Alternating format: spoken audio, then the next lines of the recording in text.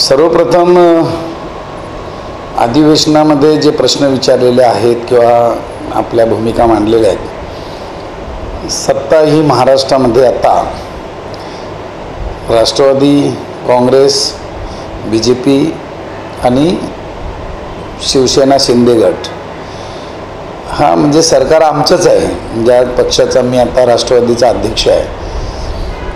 आपल्याला अधिवेशनामध्ये फार काही कमी दिवस भेटत असतात, परंतु मंत्रालय, कॅबिनेट मीटिंग्स ह्या सर्व होत असतात। तर आपली भूमिका योग्य प्रकारे जर मांडता आली, ते प्रश्न सोडवता आली, तर अधिवेशनामध्ये हा प्रश्न मांडण्याची वेळ येणार नाही। खरं तर बऱ्याच वर्षापासून आदरणीय गणेश नाईक साहेब, अजूनही आपले एक आमदार, या बऱ्याच वर्षापासून आमदार राहिलेले आहेत, मंत्री राहिलेले आहेत, तरी देखील हे प्रश्न सुटत नाही। याला आपण काय म्हणावं? मी जेव्हा सिडकोमध्ये असताना गरजेपोटी घरांचा प्रश्न सोडवला, शासन दरबारी गेला, त्यावेळेला मी काही लोकांना सांगितलं होतं की तुम्ही मीटिंग जेव्हा घ्याल तेव्हा आम्हाला घेऊन चला। कारण GR निघतो, परंतु आपण जसं पाय बांधायचे आणि धावायला सांगायचं। आत्तापर्यंत 2-3 GR निघाले, परंतु अजूनही एकही शेतकऱ्याचा गरजेपोटी घर नियमित झालेलं नाही, ही वस्तुस्थिती आहे। आणि असं असताना आता आम्ही असं ठरवलं आहे, पक्ष राहिला थोडासा बाजूला, परंतु या विभागाचा एक कार्यकर्ता म्हणून, या शेतकऱ्याचा, भूमिहीन शेतकऱ्याचा मुलगा म्हणून, जसं मराठा आंदोलन ज्या पद्धतीनं मांडण्यात आलं किंवा करण्यात आलं, तशाच धर्तीवर किंबहुना शांततेच्या मार्गाने एक मोठं आंदोलन उभारण्याची माझी इच्छा आहे। आणि ते करायला लागू नये यासाठी आपल्या चॅनलच्या माध्यमातून महाराष्ट्र शासनालाचं लक्ष वेधतो की गरजेपोटी घरांचा प्रश्न तात्काळ सुटला पाहिजे, कुठल्या अटी शर्ती त्या ठिकाणी ठेवण्यात आल्या नाही पाहिजे। दुसरं, या ठिकाणी बऱ्याच वर्षापासून सिडकोनी बिल्डिंग्स बांधलेल्या आहेत, ते घरं मोडकलीस आलेले आहेत, त्याचे प्रश्न सुटलेले आहेत, परंतु त्याच्या काही अटी आहेत। त्या दृष्टिकोनातून त्या अटी शिथिल करण्याच्या दृष्टिकोनातून तो एक मुद्दा असणार आहे।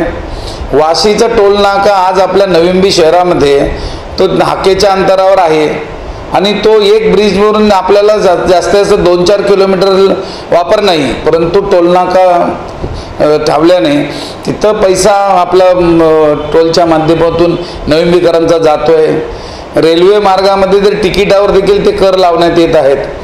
अशा गोष्टी जिवंत असताना सेतू आता आपला अटल सेतू उभारण्यात आलेला आहे, त्याचा उपयोग कोणाला आहे, नवी मुंबईकरांना आहे की नाही याचं फार काही लक्ष म्हणजे आपण लक्षात आणलं पाहिजे।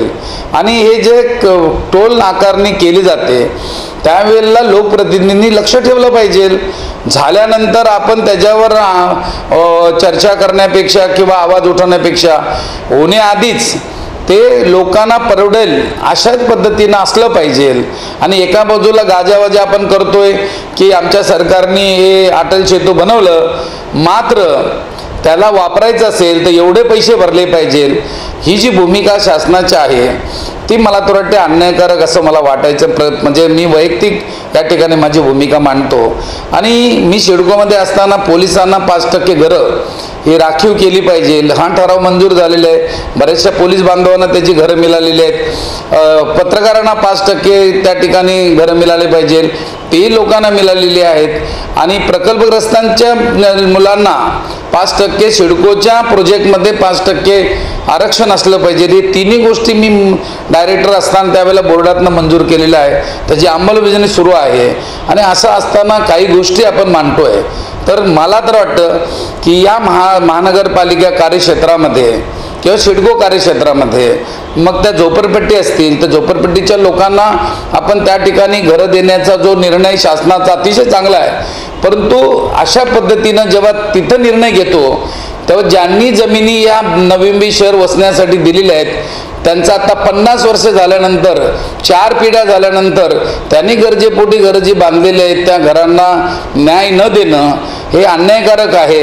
आम्ही काय आरक्षण मागत नाही, आम्ही काय लोकांकडे कुठल्याच सुविधा मागत नाही, लाईट फुकट मागत नाही, काही गोष्टी मागणं आम्हाला 100% जमीन नाही आहे आमच्याकडे, 1% जमीन राहिली नाही. मग भूमिहीन शेतकऱ्यांना लाभ देण्याचं सोडून त्यांनी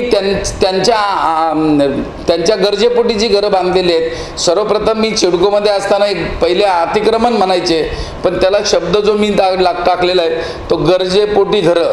मग मला सांगा, चिडकोनी जागा घेतल्यानंतर मी 7 वर्षाचा होतो, आज माझा वय 60 वर्ष आहे. मग जर 53 वर्ष चिडकोला झाल्यानंतर चिडको हे काही करत नाही, मग अशा दृष्टिकोनातून मी माझ्या सर्व शेतकरी बांधवांना, शहरातल्या बांधवांना, झोपडपट्टी वासियांना, त्याचबरोबर पत्रकारांना जी घरं मिळत नाही किंवा पोलिसांना जी घरं नाही, यांना सर्वांना एकत्रितरित्या घेऊन एक मोठा भव्य मोर्चा या शासनाच्या विरोधात, एक वैयक्तिकरित्या पक्षाचे मला बंधन आहेत, परंतु मी वैयक्तिक नागरिक म्हणून या ठिकाणी मोठा लढा उभारण्याचा विचार आहे. हा शासनाला, महाराष्ट्र शासनालाच. आता मी त्यामागे त्यावेळेला महाराष्ट्र भवन झालं पाहिजे हे जेव्हा बोललो तेव्हा काही लोक जागे झाले.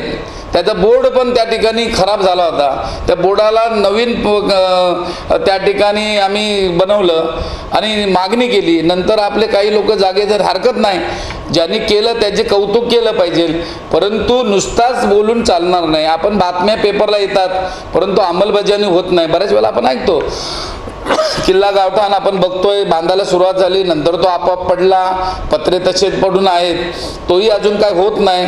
महाराष्ट्र आपल्या या ठिकाणी मेडिकल कॉलेज झालं पाहिजे, मोठं हॉस्पिटल झालं पाहिजे, तेही झालं पाहिजे. ही गोष्ट सर्वांना मान्य आहे आणि त्याचं कौतुक जो कोण करेल त्याचं आम्ही अभिनंदन करू.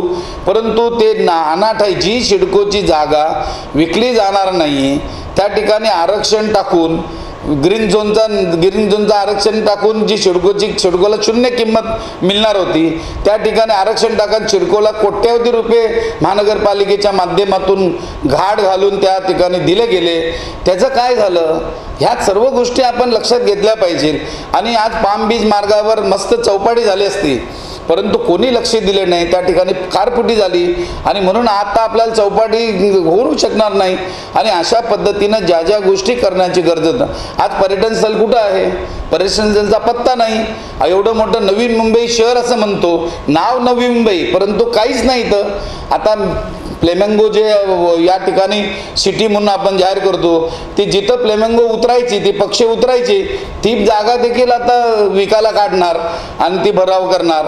हे सर्व चीज आहे. 250 एकर जी जमीन होती त्या ठिकाणी आरक्षण होतं, ते उठवलं, आरजोन केलं. याच्या पाठीमागचा मालक कोण आहे?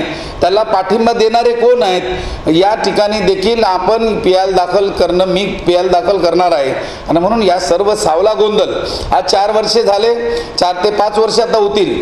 त्या ठिकाणी आपल्या नगरसेवकांचं इलेक्शन होत नाही, नगरसेवक लोकप्रतिनिधी तिथं नाही आहेत, प्रशासक नेमलेले आहेत.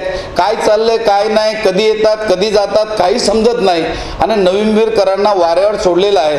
ही गोष्ट किती दिवस सहन करणार लोक?